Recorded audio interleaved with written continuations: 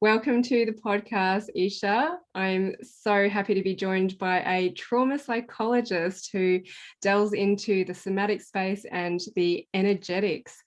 Can you please let us know who you are, what you do, where you're from? Thank you, Jin. Thank you so much for inviting me to be in your space. I am, like you said, a trauma psychologist. I was classically trained in psychology, and then I did a 4-year certification in somatic expressive, what I call energy alchemy. And I work with bridge builders, other healers, and purpose-led leaders in really decolonizing the body mind and harnessing the fiercest and fullest expression of their life force for the greater good, basically, is what I do. Yes, I love that. But why do you do that? What's all the history and the background behind leading people in this way? Yeah.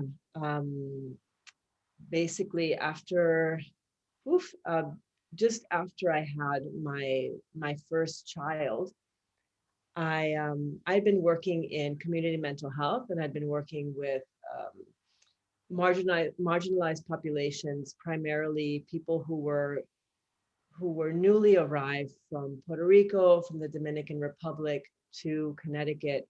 And working in community mental health, you see a lot of trauma. There's a lot of childhood trauma. There's a lot of illness, a lot of chronic illness. And in that process of working with these folks, I began to notice some of my own traumas coming up. And then I got pregnant with my first child. And when she was born, I began to have PTSD symptoms in the form of like body memories that I couldn't necessarily connect um, to a brain, a mental memory.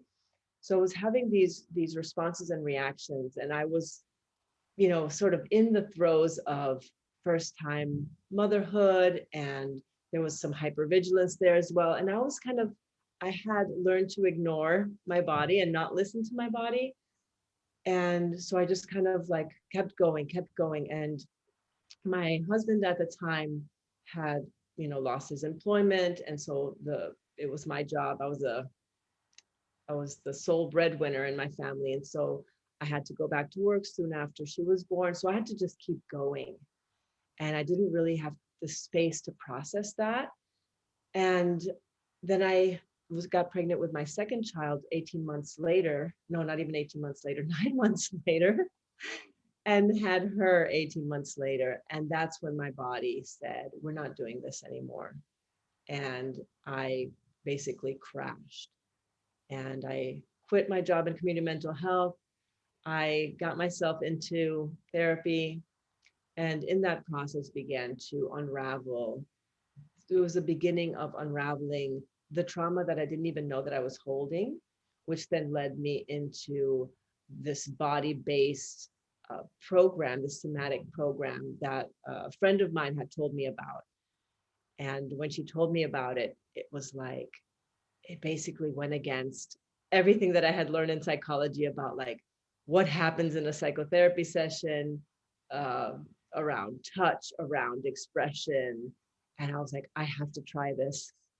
And I went in there with the curiosity of like, is this going to help me? Because I knew that I needed something bigger, and I had been interested in body-based work for a long time, but I'd never found. So you had already trained as a psychologist. I had already trained as a psychologist. I had gotten my PhD, and I had been interested in sort of incorporating in some way something that's body based, because in the community mental health work that I was doing, I could see that talking about it, right? Talking about the trauma wasn't getting into the nervous system, right? And I knew we needed to incorporate the body in some way. So when she told me about this program, I did a weekend intensive, and I came out of there like, this is it. I'm doing this. This is gonna support my healing from the inside out. Yeah. I'm going to get you to dive into what your experience was with the somatic therapy, because I think it's fascinating what comes out of people. I remember when I did a day of body work with this kind of expression. It sounded like people were being murdered in the room. There were people vomiting. There were some people were just hacking their lungs up, other people laughing and singing. It was crazy. That's exactly what's like. Just so I can get a bit of a timeline. And, you know, you talked about how you got pregnant 9 months later. I don't think it's not until you have a child of your own, you realize how close together that is. You've got a 9-month-old and then you're pregnant and then you've got 2 really small children. So just for a bit of a timeline, how long ago was this? This was approximately 10 years ago. Okay, so you were working in mental health and then you got pregnant, and after you had your kids, then you went on to study psychology and get your PhD at the same time. Oh, my PhD, was working in community and mental health, and then had my children. Oh, okay, gotcha. Still a lot. I made sure the PhD was done first before I embarked on motherhood. Yeah. Can you tell me a little bit about your feelings towards that traditional and conventional psychology? Because as I said to you a little bit earlier, I work with practitioners who worry so much that I'm not a psychologist, I'm not a counselor, and even people who aren't training with me, but just question, you know, why are you doing this work? I'm like, well, because there are some shortfalls, and I do see people who have seen some really amazing therapists that might be able to help other people, but they're really at a last resort. And I feel like I can help them. And that's why people come into my trainings, because they know there's something deeper, something more that they can give people, like you having that yearning to do the somatic therapy. So as a trauma psychologist, can you talk about, I guess, some of the good things, but also what you see as the pitfalls? Yeah, looking back now, I'm really glad that I did my PhD. I like sort of the breadth and depth of the education that I received. And like I said, having gone through this program, this 4-year certification in somatics, and having gone into my body, into the depth, and having had those really cathartic experiences, I really had to look back on those 6 years of intensive study and say, wow, there was a lot in there that are, learnings that are totally useless to me now, or that I'm having to undo. And I also have a lot of people that come to me and they're like, oh, I wanna be a healer, or I am a healer, like acknowledging that they are, but that they don't have the degree. And for me, it's like, a lot of the people that I meet who say that to me are way more talented and have so much more capacity to hold space than even some of the people I went to school with, who, may have had the education, but don't have the heart in it, or don't have that natural gift to be present and hold space. Yeah. So both from, again, a beautiful experience. I'm glad I did it, but it is really not the end all be all. It was like running a marathon. I ran the marathon. I did it. I got my papers. And there is so much more that goes into being a good practitioner, Yeah. Oh, absolutely. I love that this is coming from you as a trained trauma psychologist. And it isn't just about the piece of paper, it is about so much more depth to it. And I love how you say holding that space and doing your own work, which you've obviously done too. Exactly. Yes. And that's, this is doing your own work. Such a funny story that when I was in my PhD program, because I was like sort of the first generation to do higher education, I was having a lot of feelings about that. And I asked my director for the names of therapists, and she was like, "What? You need a therapist? What's going on?" And I was like, "Yes, I am training to be a psychologist and I need a therapist. Please help me." But there was Mm. an assumption that I didn't need, and so there's a lot of story and a lot of expectation and a lot of mask in that process as well. Oh, yeah. And shame that I'm the health practitioner. So I should be perfect, even though Right. my practice is in this area. And there's this expectation that you're just this picture of health. That's right. Invulnerability, perfection, all of that stuff was in there. Mm. So I know you had the Epstein-Barr virus. When did this come into play? Yeah, so after I had my first child, I began, like, in addition to the PTSD symptoms that I was experiencing, I was having, just strange strange experiences with food. There were certain foods I could no longer eat, or that would give me a reaction, like, for example, wheat products. I was having like really dry lips that could not be resolved. And after you get pregnant, or after you give birth rather, you experience hair loss. Well, my hair kept falling out. I was losing weight. I had amenorrhea, so all sorts of symptoms. And the part that's hard for me to talk about, um, with my illness, is that I had had a whole lifetime of seeing doctors for chronic pain. I used to have pain since I was like in fourth grade. I would have pain in my ankles, in my knees. And before that, I would have like strange rashes on my skin. And so, I grew up going to doctors and having the doctors not know what was wrong with me, and having experienced pain most of my life, and really doctors not knowing what it was coming from. So by the time I got sick here, I didn't really even think very hard about going to doctors. I did see a few doctors, but again, the same experience of not being helped, or being gaslit, or not being listened to. And so I gave up on the doctor process pretty quickly and sought to see a naturopath instead. And even when I saw the naturopath, she couldn't figure out what was going on. And at some point I decided that I was just going to listen to my body, and I was really going to just pay attention. Finally, right after years of like ignoring, overriding, pushing past, my body eventually said no, and I said, okay, I'm going to listen now. And I began this process of just becoming really aware of what foods felt good, what didn't, trying out different diets, and sort of listening to my body's response to those diets. And so that was the path that I took. I really went out on my own, and I recognized that there was part of that was like a defense, right? Because I had grown up having to do things myself anyway. And so I really didn't expect anyone to help me or be there for me. So I didn't ask for help. I am able to ask for help now, but at that time, because it was before I entered the program, before I recognized that that was part of it, I was just like, no, I'm just doing this by myself.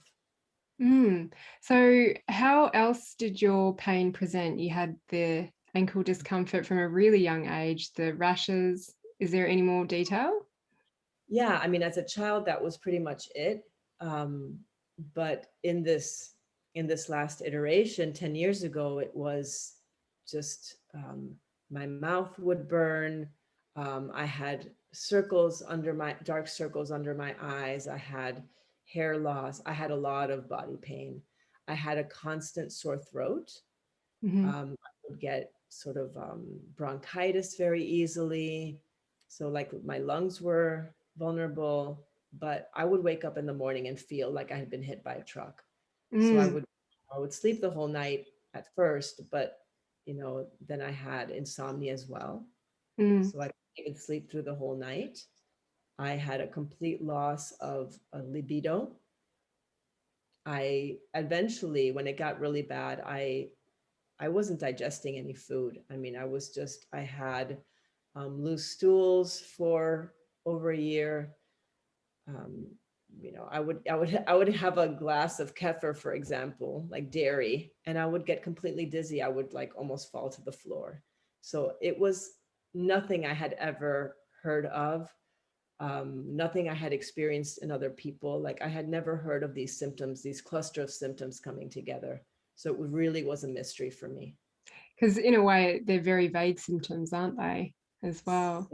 So can you describe what Epstein-Barr virus is? And you said that you had stage 4, just for people who want to know more about this. Yeah, it's been a while since I looked at the at the definition. it is a diagnosis that I gave myself intuitively based on what I was reading. Um, I actually don't have the diagnosis with me, but it's a chronic viral infection. Um, and there's different stages. The fourth stage is like, when you when you're basically having, your body is just breaking down. So I don't have it in front of me, so I couldn't tell you any more about that. But That's okay. it was later that it was later that it was confirmed. It was part of a blood test that I had done. Mm-hmm. Yeah. So would you say it's gone now, or is it something that's dormant? That's an interesting question. I don't think it's dormant. I think I've gotten rid of it. My liver, however, remains affected, and I got a heart arrhythmia from the whole process. So, I have that left over, and my liver, and so I still take liver support, herbal supplements to support the detoxification of my liver, recovery, and I still have a very particular diet. So that still Mm. remains, really still feels good for my body. And I still have chronic pain. That's always been sort of in the background of my life, but I have a lot of energy now. I sleep well. I feel emotionally well, which is another, when you don't feel good, there's depression, there's anxiety symptoms. So that's all gone. I am very Mm. joyful now, and yeah, and feel very much alive. Yeah, and I think, correct me if I'm wrong, but just how you say you've still got chronic pain, would you say that your relationship to the pain has changed? Um, no, because well, I grew up with it, and so it's been sort of always in like the wallpaper Mhm. in my life. And so I think that the way that I see it now is getting sick was sort of an initiation and an invitation into my body in a different way. And I have pain now, and I'm experiencing pain like right in this moment, and it's there, but there's almost like a sense of gratitude around it. Like, Mhm. that is also part of my aliveness, is being in this particular body. And this is just my experience. It's neither good nor bad. And some days it doesn't feel so good, but it's still it feels very much like this is my body. And the body that I have is the perfect body for the life path that I have, right? Yeah, For the work that I do, it feels like the perfect body. teaches you so much. Yeah, yeah. Did you grow up outside of the States? Yeah, I grew up in Puerto Rico. I grew up in the Caribbean, and lived there until I was 18 years old when I came to Connecticut to do my undergraduate degree. Oh, cool. Yeah, Okay, so you had all this health stuff go on. Is that what led you to then find the somatic therapist through your friend's recommendation? that's right. That's right. I knew, because I was experiencing these trauma symptoms, and I knew that the trauma was living in my body through these experiences with like body-based memories, yeah, just sensations in my body. I knew that I had to go that path. I just didn't know Mm. what program, what particular modality. And like I said, when I did this immersion weekend, I did a process where, I was punching a pillow, and I was Nice. feeling like, you know what this looks like. Yeah. And it just was like so much came up, and I was watching other people do their processes. I was watching other people scream, and just by watching them, my own screams were coming out of my body. And I was like, Yeah. wow, I'm like, all of this is just wanting to get coughed up. I was like, my body was like vomiting, right? It was Mm. vomiting screams, it was vomiting, I was shaking. So there was just so much being released that I knew that this was it. Like, this was what was going to support me, was the emotions that I was holding inside, that I had been buried, repressed, that I, knew that maybe it wouldn't solve all of my problems, but were definitely going to help me. Yeah. Yeah. On one of my courses, the first thing we start off with is a scream. And I'm like, and if you need some help getting it out, just like go beat a pillow. And then we joked that we needed a pillow grave because there was such bad energy being put into these pillows that we would never wish anyone to sleep on them. Yes, I do towel twists with people, like uh, when they Yeah. The towel, and I was like, wash the towel, put it in your laundry. Sage it, get all the Yeah, energy out. exactly. So what else did you do in this somatic therapy course? The first 2 years were your personal journey, and the last 2 years were the, you know, getting to work with clients and doing more supervisory work. But the first 2 years, we dove deep into those early developmental wounds. I had a lot of in utero affectation, or from my mother's depression. Um, there were, we basically went through the 5 defense patterns, and that was a whole year of just recognizing that what I had called personality, what I had called like, oh, this is the way that I am, was actually not who I was at all, but a set of ingenious defenses to protect myself against overwhelm, fear, pain. So that really opened me up to sort of like, who am I underneath all of this? And really beginning to open myself up to spirit. Can you take us through the 5 defense systems? Yeah. The first wounding, let's say, is called the creative defense, and it's sort of where we don't fully incarnate into the body. The spirit encounters perhaps a hostile environment, perhaps it receives sort of like less than ideal parenting, maybe cold parenting, and it decides, hey, I'm not going to be fully here. So it's sort of like a little bit of a disembodiment, and it affects the root chakra, and it affects digestive systems, right? It's connected to health issues as well. And the second one happens, between the ages of maybe 6 months and 2 years. And that is where, the parent may have been not nurturing enough, or, the child may have felt abandoned in some way. And so there's a sense of chronic emptiness, and this like reaching out, and this desire to merge. And so this is where, a lot of helpers have this character style. It's like, I'll help you and I'll connect with you through my helping, but I'll abandon myself in the process, right? That Yeah. kind of thing. And overexert my boundaries, or have a lack of boundaries. Exactly, exactly. And the third is the enduring defense pattern, where the child's autonomy was not respected. Perhaps their field was encroached upon. Perhaps they were not allowed to really fully have their no, and so they have some difficulty with expression, with expressing themselves authentically. They tend to hide. They tend to hold sort of the hostility deep within them, and that happens between the ages of like maybe a year to 3 years. And then the fourth is like between the ages of 3 and 5, where there is a sense of betrayal by the parent. Perhaps one parent is really like, oh, you're my special child, and the other parent humiliates the child. So there's this sort of like this crashing, and this is a pattern that usually surfaces in the context of narcissistic parenting, where the child feels that they have to be more than who they are.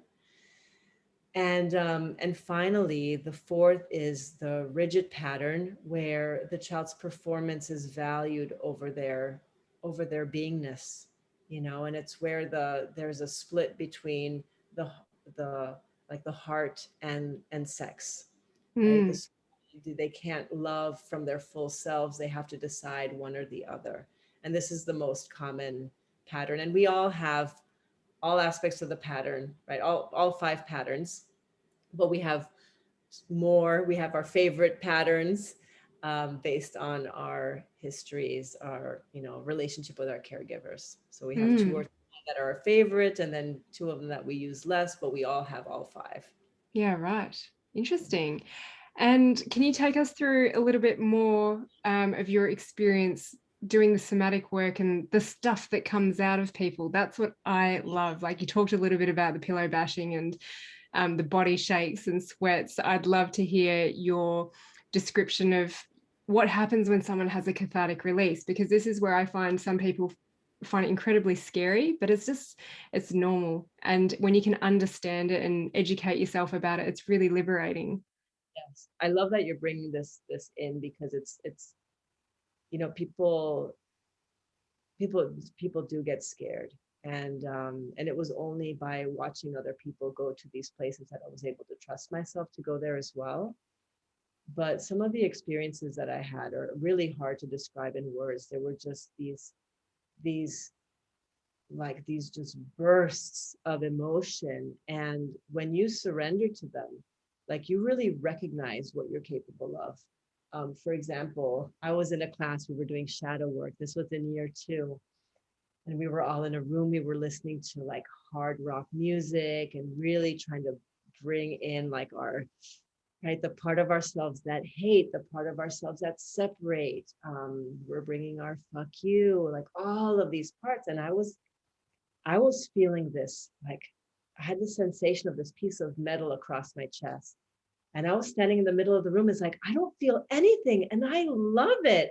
I don't feel anything. And I was in my glory. This was my defense pattern in full effect. And my teacher said to me, get down on the ground, hold your partner's hand, and make eye contact with them. So I got onto the ground. I was laying on my side with my partner, who's also my roommate, my dear friend. And I was holding her hand, and I was looking at her eyes. And as I was looking into her eyes, I felt this sensation in my chest of like, it was almost like, so weird to describe, but I had the sensation of this something opening up in my chest. And at the same time, as I was looking at her, I saw a picture of myself coming into focus. And as it was moving closer to me, it was coming more into focus, and it was of my 6-year-old self.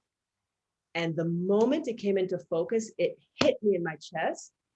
And I felt this, like, my body just like started to just jump and writhe. And I was just screaming in pain, because it was like the moment I felt that pattern sort of like undo and open. And yeah, and it was through the connection, because in my defense pattern, I didn't feel connected. Right. And in that connection, it was able to open. And yes, bodies writhe. I screamed so many screams of like the rug in that facility where we held our weekends. It's like, it's full of my screams and my tears. But it's like, there's something about that is profoundly human. Right. Like, it was mostly a white institute, right? The people who were there, but it was also very international. And when I came in there, I,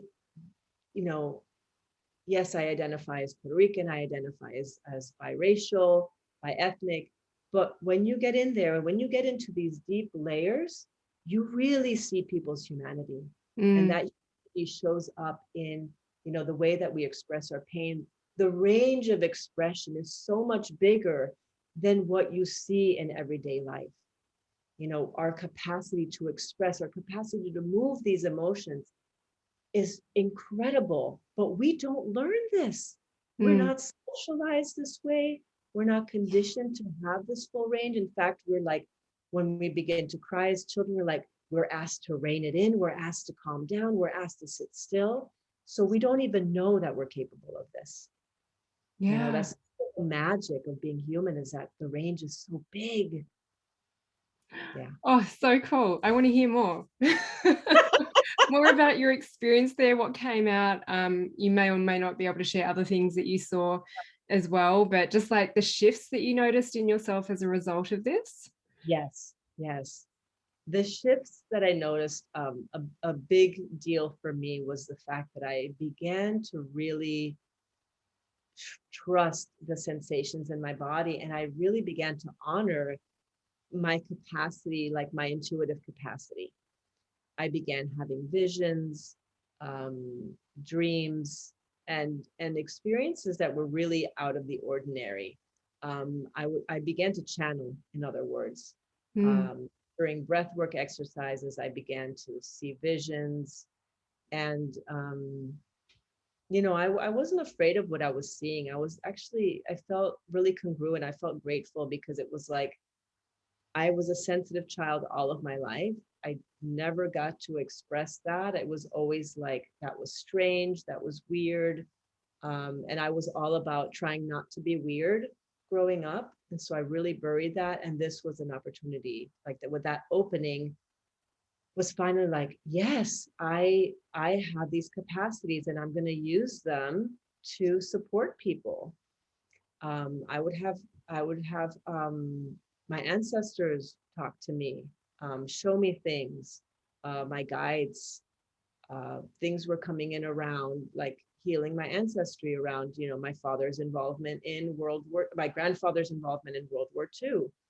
Um, and so much. And actually it really supported me in healing my body as well, because I began to get clues from my ancestors around like there's a beautiful communication began where I was tuning into my body, I was connecting to my ancestors, and they were guiding me to the foods, the practices that would support my overall health and wellness. So would you have them appear visually in your mind, or you would hear their voice quite strongly? How did it manifest for you? Yeah, for me, it would show up sometimes as auditory, but it was mostly feeling them. I would feel the presence, and I would feel, I would see the message with my feelings. I Yep. don't know how to describe it. I experienced synesthesia. So there's my signals cross, like I can feel colors and I can, sense music and things like that. So it would appear as a feeling, as a presence, and images, images of what they were trying to communicate. Yeah. So do you feel that it was the creating of the space of letting go of the stuff that you had held on to that just allowed this new sense to come to you? Absolutely, absolutely. I had to get through those layers of personal trauma. That that really did open up the space. Going through my defense patterns, all the ways that I had protected against that clear seeing, right? It's just like you clear the space, right? It's really like cleaning a closet or cleaning a room. Like you sweep up all the junk, you sweep it out, and there's like, oh, there's this whole, right? Something new can emerge here. Yeah. But it wasn't until I cleared out a lot of that space where I recognized that the ways, and this is really important, the ways that the ways that I kept myself from connecting to myself and connecting to other people. So the process was very much about intimacy, about intimacy with myself, my relationship to my feelings, my relationship to not just my physical body, but my energetic body. And then how that all then, when I opened up a space there, I was capable of having so much deeper and intimate connection with other people. Yeah. So yeah, and that's a beautiful richness that emerged from there as well. I love that you talk about the energetics. I still want to find out more about your experience here. Are you able to, just as far as you're comfortable, to go into, just to give people an idea of maybe some of the traumas that you had experienced, so people know that they can actually do something about this? Because I find there's a lot of things that just don't get spoken about, and people really just keep it to themselves. But at the end of the day, there is someone else who's gone through a similar experience, which is why I love people to share on here. Yes, thank you for asking more specifically, because I tend not to talk about the specifics. Basically, I have a wonderful relationship with my parents now. And when I was a child, because I was very sensitive, I was discouraged from being sensitive because it was seen as sort of a liability. I needed to be toughened up. And my father, I think in his early fatherhood years, saw me as a barrier to him being able to connect to my mother. And so, often he wanted me out of the way. Sometimes this would come out in sort of this like preying upon my vulnerability. Um, there was sort of a general air of harshness towards me. And at one point, he did try to asphyxiate me as a child. And I remember leaving my body and, and seeing myself in sitting on his lap with his hand over my mouth. So that was sort of a big T trauma, but the little T trauma was just growing and up in an environment where, I had a lot of need, and those needs just weren't met. And I felt like I spent a lot of time by myself. I spent a lot of time alone, sort of doing it on my own and really staying out of the way of my father's radar, making sure that I wasn't seen, that I was quiet, being as obedient as possible, but with this really strong sense of rebellion in me, because I was also a very observant child who was like, that's not okay, that's not right. And when I would open my mouth to name what was wrong in my family, I was the nail that got hammered down. So, if I saw abuse, I would be like, that's not okay. And, I have an older sister who was from my mother's previous marriage. And she had my father really focused his rancor and his hostility towards her. So I became her protector as well. So I was sort of in charge of protecting everybody. And that was my role in the family. And when I was harmed, there was nobody protecting me. So this is like the dynamic. And I had an enmeshed relationship with my mother, even though she didn't know all of this was going on. So there you have the sauce. Yeah. So did you ever come around to speaking to them about this, or was it really just you doing your own work? I think obviously doing your own work before you spoke to them about it. But how did you come to have a better relationship with both of them? Yeah, well, there was a time when I was deep in sort of the uncovering of this, that I would bring some of this material to my mother and my sister, who I had a closer relationship with. And, my mother had a really hard time accepting that those things happened. She remembers it differently. Obviously, I had my child perception. My child perception was there, not my adult perception. So I have a very different experience of what happened. And so there was a lot of clash between us around, like, where she was saying, oh, that's not how I remember it. And I was like, but that's how I remember it. And that's what I experienced. And I'm going to honor my experience, even though it might be skewed, because I was a child and I didn't have full capacity of my cognitive capacities, right? But it was holding on to my truth that eventually led to us like accepting each other, accepting like, yeah, you experienced it differently. You didn't see these things. We have very different vantage points from which we see the situation, and really coming into some gentleness, like my mother trusting that I was bringing these things to her, but that it didn't detract from the love and the appreciation that I felt for her as a mom. And because she was accusing herself of being a bad mom when I would bring these things to her. And I would say, no, this just happened. I just want the acknowledgement, or I'm acknowledging myself. Yes. And with my father, I didn't bring it to him directly. When I was in high school and my parents were in the process of divorcing, I would bring a lot of this stuff to him. I would be like, you did this and you did this and you're still doing this. And he wouldn't hear it. And in fact, we would have, there would be a lot of silence between us for months where we would just ignore each other. And so, over the years, I didn't need to bring it to him, because there was a softening in him and there was a receptivity in him to me that already kind of like spoke to his remorse. Yeah. So I didn't feel like I needed to bring it directly to him. He was already kind of like, I sensed he knew. Well, this is the energetics part, isn't it? Exactly. And because I had forgiven my parents, over time, they felt my heart open to them. They knew that even though I was bringing this stuff to them, particularly my mom, she could sense that I'm still here. I still love you. I'm still here. love you. And she was able to soften into that eventually. And I did set boundaries around around enmeshment pieces, like, no, I don't talk about this stuff with you anymore, or I don't want to talk about other people, or, there's certain things that I want, like, there's certain ways we are to be in relationship now. Mm-hmm. There was Yeah. some rules I had about, like, we're not doing that anymore. Mm. And she also, thank goodness for me, because she was flexible and open to my influence, that she did adjust.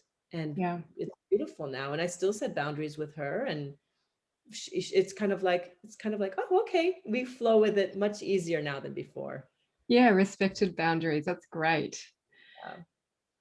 So what about when you started to work on people in the second Yeah. part of your training? How did you feel? Because I know a lot of people delving into this space, they've got the gift, they know how to do it, but they hold themselves back and they get caught up in their mind. So how did you feel and how did you work through it? I have wonderful, wonderful clients. Because when I first started, I already started introducing something, because I was already a licensed psychologist. I felt like, oh, I can kind of do whatever I want. In year two, I began sort of experimenting with Mm, some more expressive processes. And I would tell my clients, hey, I'm in this 4-year program.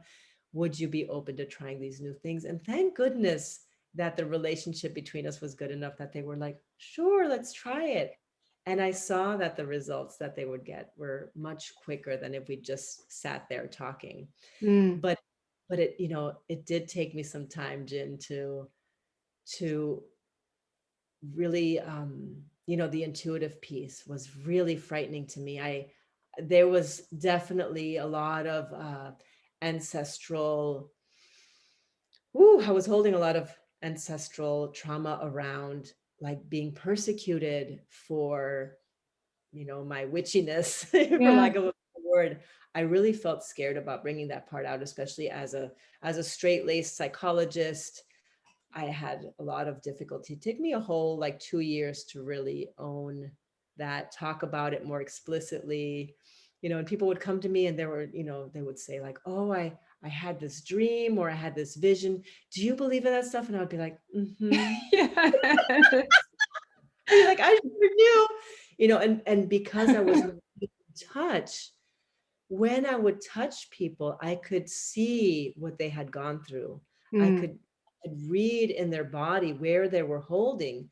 So it was a really beautiful coming together of my intuitive abilities plus the body work. I was able mm, to touch the bodies, or if I wasn't looking at their body directly, I could sense where it was happening, where the protection was, where the pocket was in the energy field, and then I could name it. And it yeah. was, magic would unfold. When you just follow the energy, magic unfolds. But it was really scary to move from the mask of the psychologist into the alchemist, the healer, the energy worker. Yeah. Right, that was a whole transition. Yeah. Do you feel that there are limitations within psychology? So, um, what I see is like all these registrations, scope of practice, and it paralyzes people.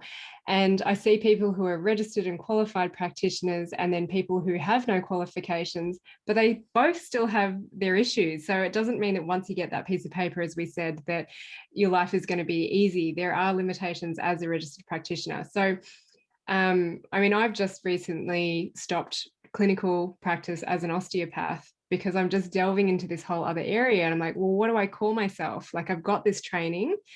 Would you still identify as a trauma psychologist? There was a while recently where I didn't even want to associate with the psychologist. Um, and the truth is that it has informed me tremendously, just not in the way people think. Mm, And I put the label out there because it does inspire trust. Like, I do use my letters to say, hey, I have some knowledge here that would be mm, beneficial to you. That is the only reason I put it out there. I'm actually really not that interested in it. yeah. but I was really coming up against those limitations of licensure. And in fact, this year I am not paying my license dues. I'm giving up my license. Um, I came up with the limitations with I was taking insurance to see clients, and the insurance was not wanting to approve the body work that I was doing. Mm. And I really, my clients, thank goodness they understand why I had to make this choice. But it was just like I was getting pressed. Yeah. There were constraints to how I was practicing, and I was like, after you do 4 years of body work, you're like, you feel liberated on the inside, and you feel like any outside Yeah. limitation, and you're just like, I can't even deal with you. I'm free. I need to be free. Yeah. Yeah. So that's a real thing. Oh, so good. You're going to be so inspiring to the other practitioners who are registered and just getting drawn to another realm and work in a different way. And it's just that willingness to just let go. Okay, that was a part of your life. It's shaped a little bit of you, but now you're allowed to grow and evolve into something else. And people are more attracted to your energy and the results that you can deliver, no matter how you do it. Because I think that a lot of the time we end up with people who are desperate and they're like, do anything with me. I'm open to it. And also, yeah, the whole insurance piece as well. Like, I mean, I've still got it, but I know that it doesn't really cover me. And, this has been really open because anyone's going to listen to this. But I also get practitioners who are like, what disclaimer do I write? What do I put in my contracts? How do I? And I'm like, at the end of the day, it's all about the relationships that you build with your clients. Like, if they're going to be litigious against you, then you probably could have picked this up a lot earlier to work out if this was the right person to work with at this point in time. But just because you've got it written on a piece of paper does not mean it's going to save you. Exactly. Mm. Yeah. And I see people in the field, of social work, counseling and psychology really not maybe beginning, but, especially with COVID, really stepping outside the bounds a little bit of,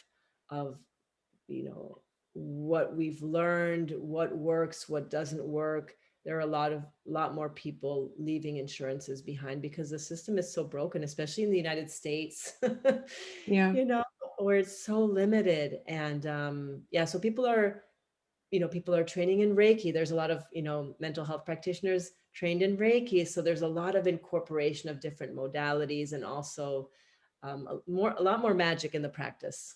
Yeah, it's really cool to see. And this will lead into, yeah, you and your soul purpose and the energy that you get from this work is that when it makes a difference and you just have to express it, nothing else matters. You just go and do it and you make differences in people's lives. So this is that stepping into what I call your soul purpose or your path, your destiny. But where I see a lot of people get stuck is they shift a lot of those old traumas and those experiences and emotions in their body, and then they're left to discover themselves and their intuitive gifts. And then it's like, oh my gosh, how do I now express this? And how do I talk about this without being persecuted and all that, for your witchy side? So how did you then move through that to just do what you're doing right now? Um, well, I made a pact with myself because I had this desire, such a strong desire to bring the somatic work to a bigger audience. That was like the deepest pull for me. And so following that desire, I knew that I was going to need to talk about it and that I needed to bring all of my courage on board. And so I made a pact with myself that I was going to write a social media post every day, and to just like basically get myself used to putting myself out there, being vulnerable, being honest, being truthful. And so that, you know, the question that I would ask myself every day is like, what truth needs to be told today? Or what are you afraid to say today? And with that question would always come some post, right? Something would always need to be said.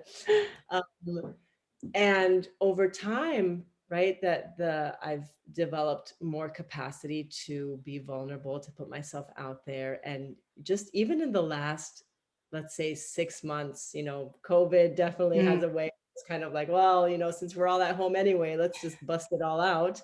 Yeah. Um, so that has really opened up so much more of my expression. Like I do dance videos online, I do all sorts of things online that I would have never, ever thought that I would put out there, especially as a 47-year-old mom of two.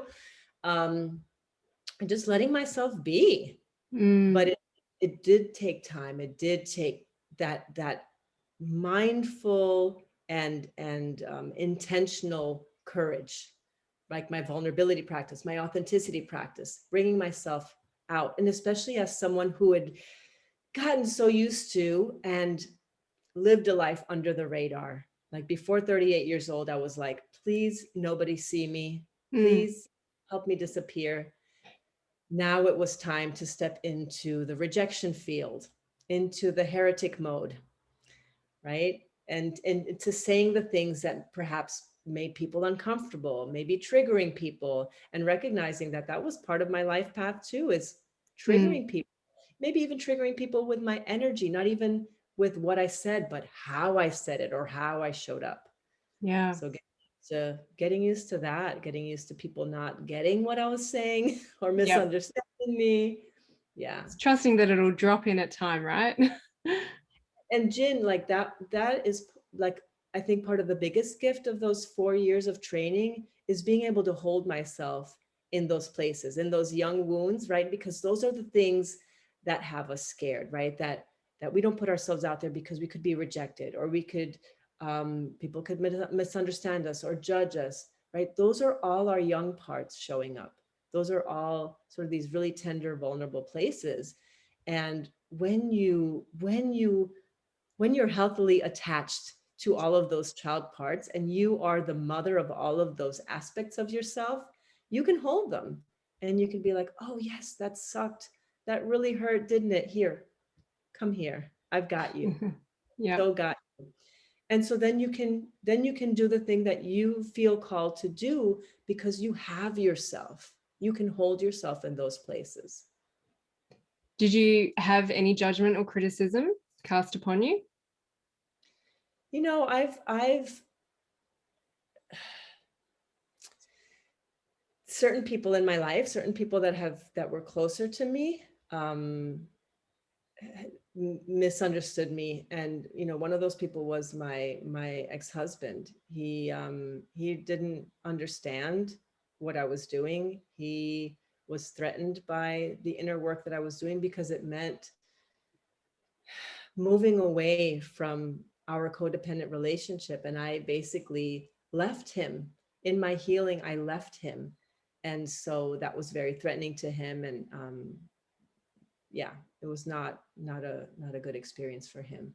So that really created a rift and a hostility around the work that I do. But there have been, mostly people have been very kind. It's mostly been kind of like, oh, I don't get it. Yeah. And you want them to get it because you know how empowering it is. Exactly. So my mission is to be relentless in my messaging, is to be like, I'm going to keep talking about this until you get sick of me. Yeah. And I'm going to keep talking. Yeah. I had someone ask me the question, like, I kind of get what you're talking about, but I'm not feeling it yet. When am I going to feel it? I'm like, okay, well, this is the perfect start, just listening and just being open to it, but don't be attached to when it's going to happen. It's going to happen. You've started. Yes, exactly. Yeah. And that it's such an interesting thing to really talk about this work, because the words don't really get to the experience. No. Yeah. Right? You talk until you're blue in the face, but until you have that release, or until you go straight, you dive deep into your grief, and it's like it feels like you're pulling your gut out through your forehead. Um, you don't quite know what it's like to loosen that, to let it go.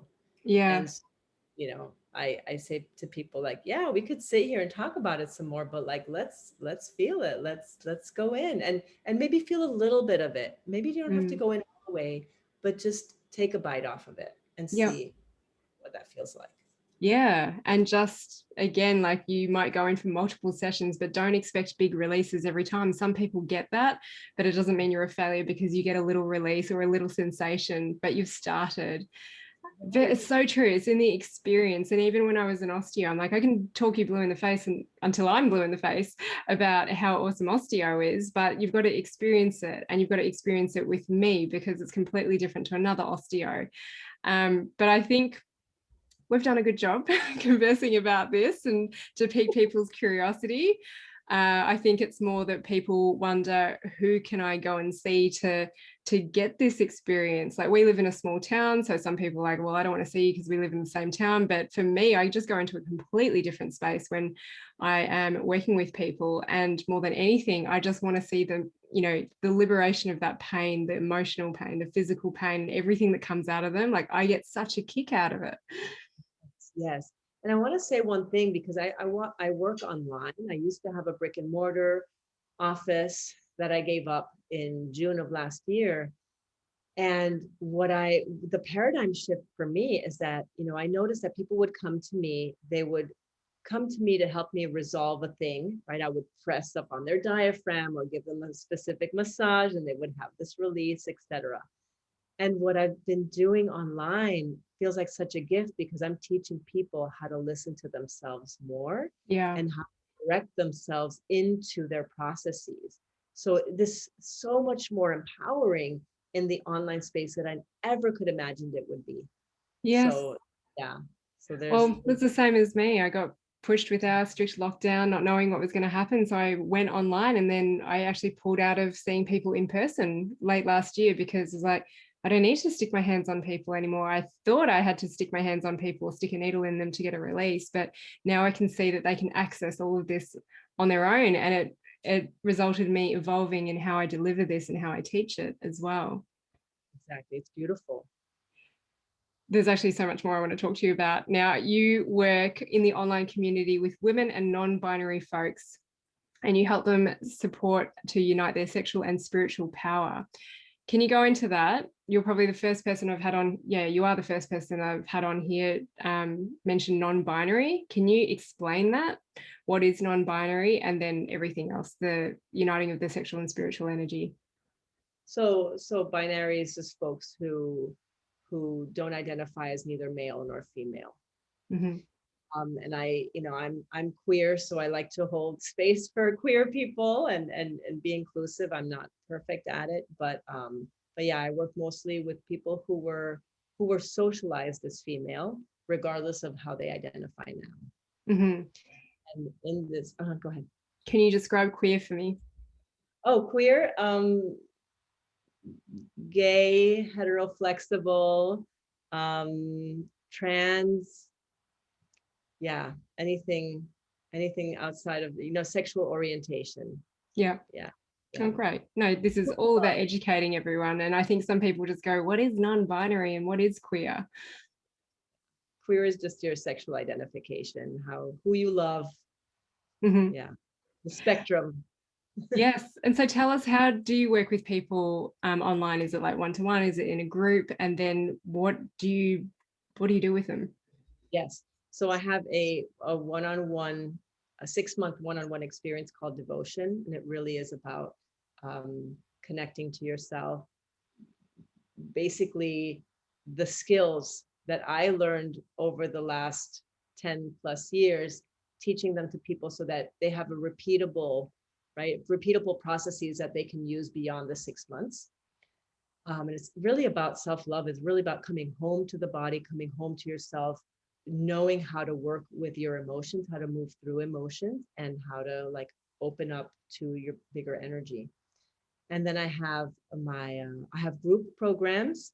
I have a class on boundaries that's self-led. You can sort of purchase it off of my website. But I also have a program coming out in the next month called Sovereign.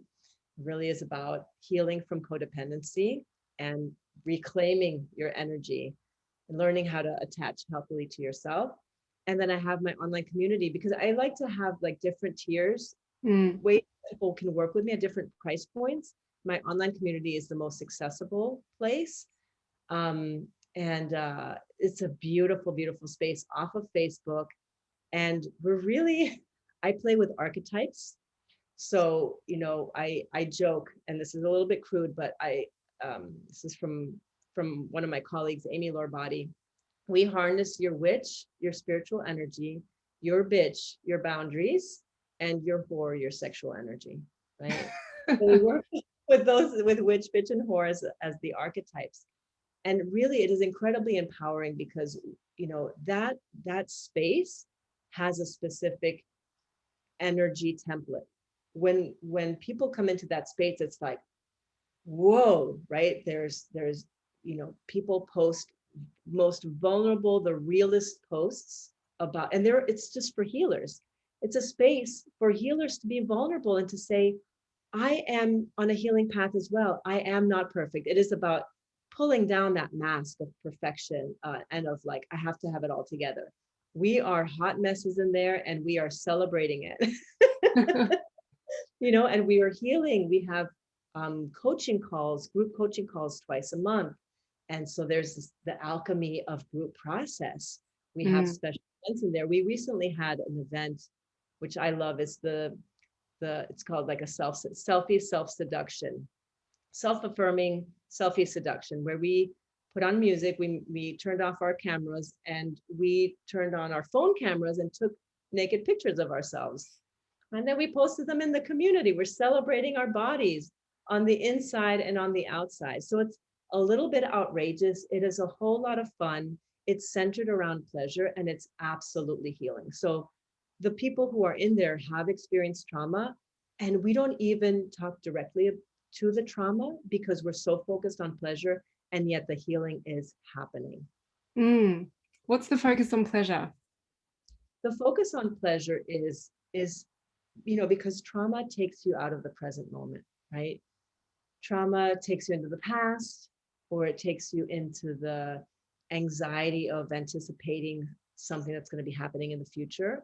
And pleasure is about dropping into your five senses. It's about celebrating what's good right now, feeling into like even if you're washing dishes, feeling the soap on your hands, or enjoying the breeze on your skin, right?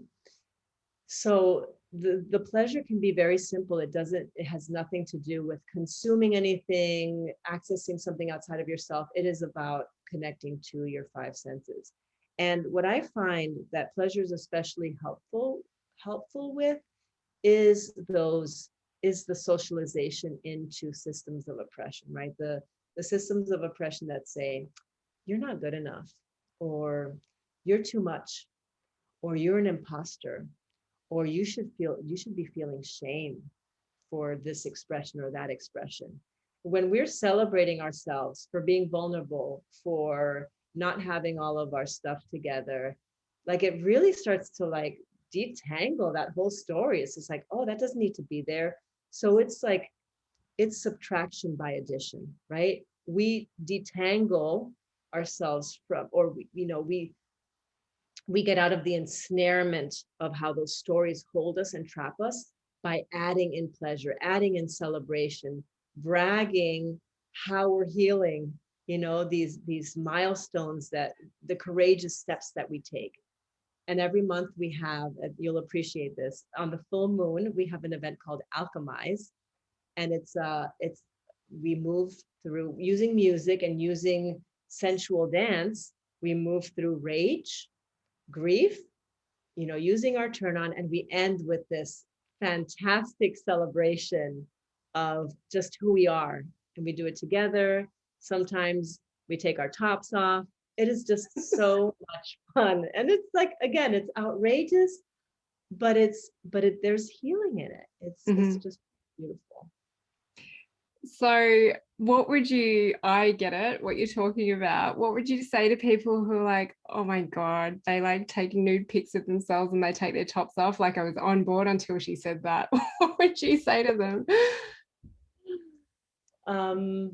I would say it's all done with the intention of healing. It is all done from a place of like consciously consciously stepping into a healing space, right? Nothing is done sort of just for the sake of outrageousness or just for the sake of being showy or getting attention. That's not what it's about. It really is about like finding your edge and sort of being right at that edge and expanding from that place. Yeah, that's it. Amazing. Is there anything else that you want to share? I think that I do want to share something about emotional fluency or fluidity. And I think you'll appreciate this too. I really feel like as a collective, right, as a sort of human collective, we need to, my vision is that we need to get better at expressing our emotions, feeling our emotions, moving with emotions versus avoiding or pushing down or right, like containing or controlling emotions. We need to really open up space for emotion, because like this is what we need to move forward into, is like opening up our hearts to each other, opening up our hearts to ourselves, because the more open we are to ourselves, the more capable we are of being with each other, seeing each other, being intimate with each other, feeling connected. So this, and really opening up our nervous system capacity, right? The part of our nervous system that says, you can't feel that, you're gonna fall apart and you're gonna die if you feel all that. Really breaking through that story and being like, no, I can feel it all and I'll still be here and I'll be alive to tell the tale. That is incredibly empowering, to know that life can give you whatever it wants to give you, and to know that you can move through the emotion, survive to tell the tale, and maybe even do something amazing with it. Yeah. Yeah. So I feel like this is sort of also part of what I teach people, is like, just be willing to feel it all. What happens if you get to feel it all? How can people find you, Isha? They can find me on www.revolutionaryrompereglas.com. They can find me on Instagram at revolutionary.rompereglas. You can look me up under Isha Vela if you can't spell rompereglas. Yeah, I butchered that one, so I'm definitely putting those links in the podcast notes. But yeah, so if you get on my email list, you'll get a weekly news and notes, my love notes. And on Instagram, I post every day. So that's a way to just kind of be in my field and get to know me a little bit, if you need sort of time to warm up to me. Amazing. Thank you so much, Isha. Yes, it was a pleasure, Jen.